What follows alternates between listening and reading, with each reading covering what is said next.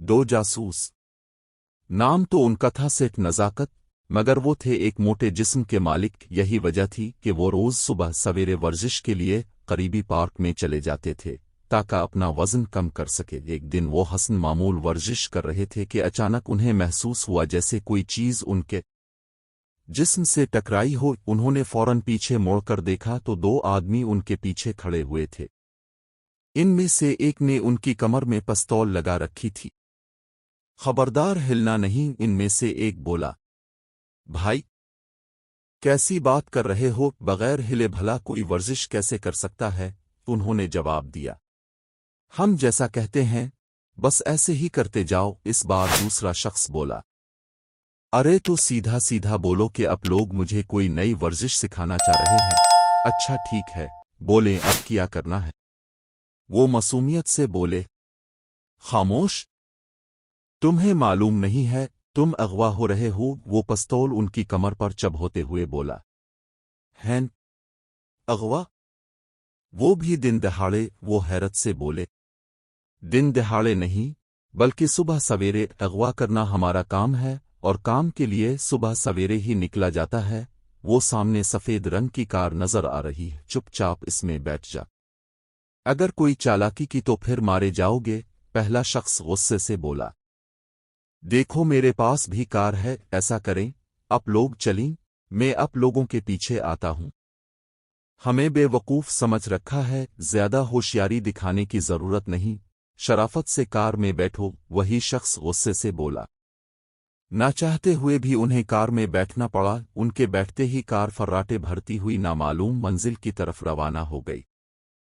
Phone की घंटी मुसलसल बज रही थी। पास ही कुर्सी पर बैठा हुआ एक शख्स मेज पर सर रखकर खर्राटे ले रहा था, जबकि इसका एक और साथी भी मेज के दूसरे सिरे पर सर रखकर सो रहा था। फोन की घंटी पर वो शख्स हड़बड़ाती हुए अलिफाटे और फोन अलिफाटेती हुए बोला। हेलो जी। क्या कहा? नलके में पानी नहीं आ रहा? तो आप किसी प्लम्बर से राब्ता करें। अब हम नलके में घुसकर मुंह से पानी तो खींचने से रह।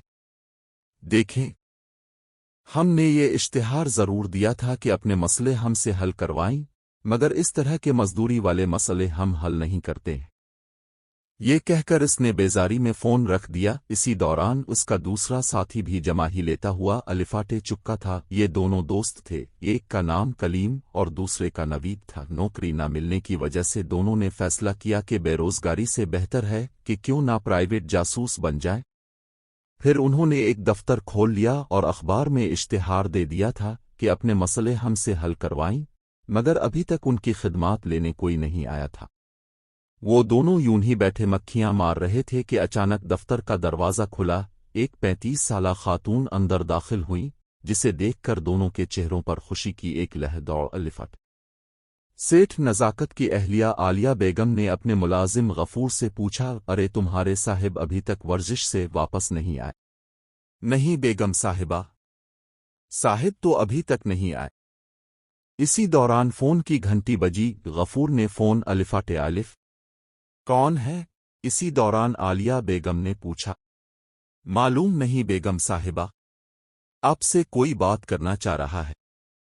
आलिया बेगम ने फोन अलिफाटे आलिफ तो दूसरी तरफ से आवाज आई। आपके शौहर हमारे कब्जे में हैं, हमने उनको अगवा कर लिया है। क्या? वो चीखी और फोन उनके हाथ से गिरते गिरते बचा। मेरी बात ध्यान से सुनो, फौरन 25 लाख का बंदोबस्त करो और अपना शौहर ले जाओ। हम थोड़ी देर बाद फिर फोन करेंगे, और खबरदार पुलिस को इत्तला दी तो बहुत बड़ा नुकसान अलिफाटेगी। दूसरी तरफ से फोन मुनक़ते हो गया। अगवा का सुनकर उन्हें जैसे सख्ता तारी हो गया था। अरे क्या कह रही हो आलिया? नज़ाकत को किसी ने अगवा कर लिया है, मगर वो इसको अलिफाटे कर कैसे ले गए होंगे? वो तो बहुत वज़नी है। आलिया बेगम ने फोन पर जब अपनी वालिदा को अपने शौहर के अगवा वाली बात बताई तो वो बोले। अरे उम्मी जान, वो उनको गोद में उठाकर थोड़ी लेकर गए होंगे, कार में लेकर गए होंगे। आलिया बेगम बोली। पुलिस में रिपोर्ट दर्ज करवाई?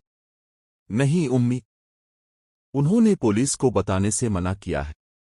फिर क्या करें? उन्होंने परेशानी में पूछा।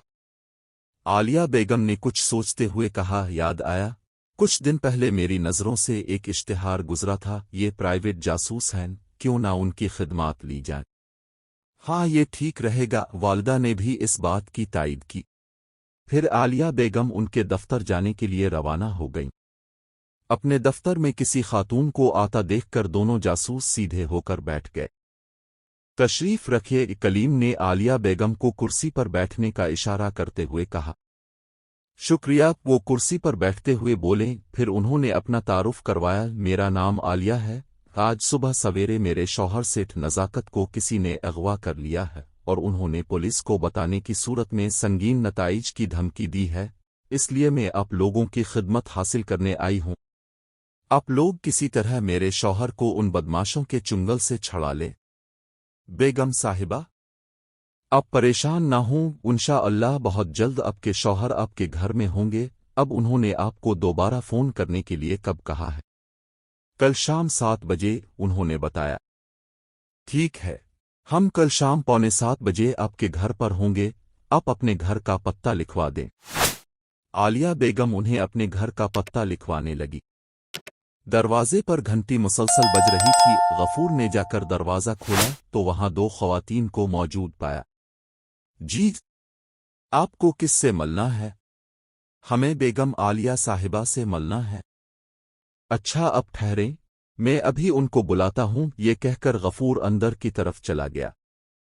थोड़ी देर बाद आलिया बेगम आईं और उनसे बोले, जी फरमाइए, मैंने आपको पहचाना नहीं, कौन हैं आप? वो उन्हें गौर से देखते हुए बोले।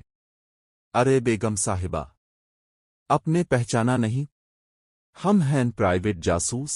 अब कल हमारे दफ्तर आई थी।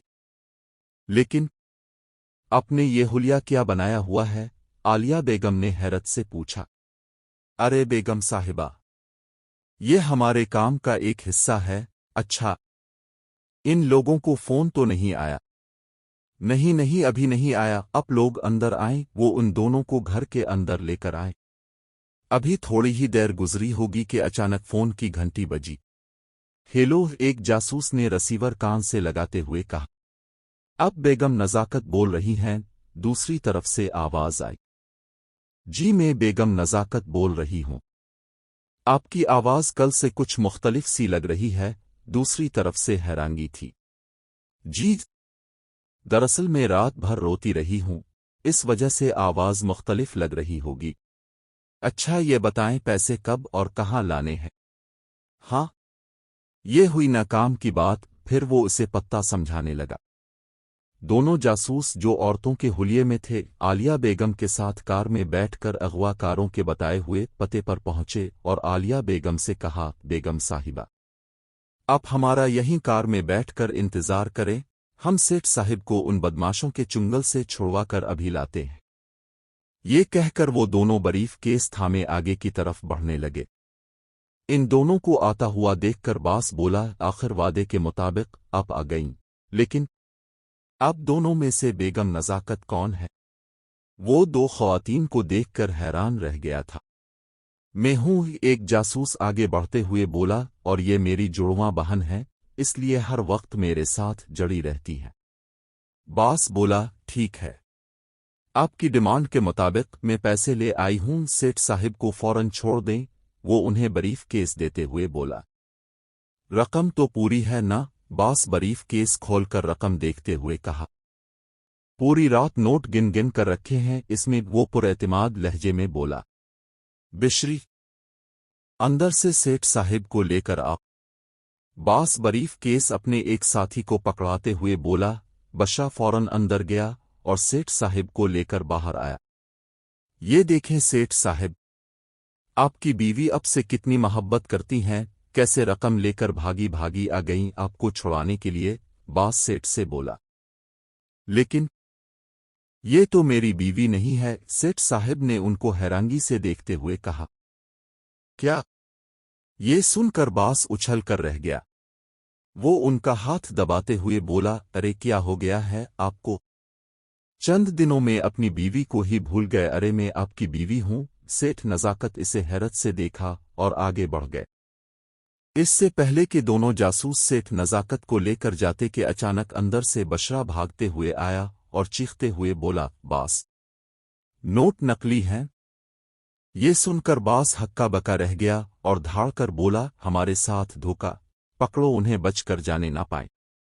इससे पहले कि इसके साथी सेठ नज़ाकत पर काबू पाते, नवीद ने फौरन जेब से एक थैली निकाली और उसे उनकी तरफ अलिफा चल दी। इस थैली में पुसी हुई लाल मिर्चें थीं। मिर्चें फिजा में फैल चुकी थीं, जो उन लोगों की आंखों में घुसने लगें और फिर उनकी चीखें फजाओं में गूंजने लगें। दोनों जासूस सेठ नज़ाकत को लेकर कार की तरफ दौड़े। इसी दौरान पुलिस भी पहुंच गई, जिन्हें उन्होंने पहले ही इत्तला कर दी थी। बास अपने साथियों के साथ अपने मंतिकी अंजाम को पहुंच गया, जबकि दोनों जासूस अपने पहले मिशन की कामयाबी पर खुदा का शुक्र अदा करने लगे।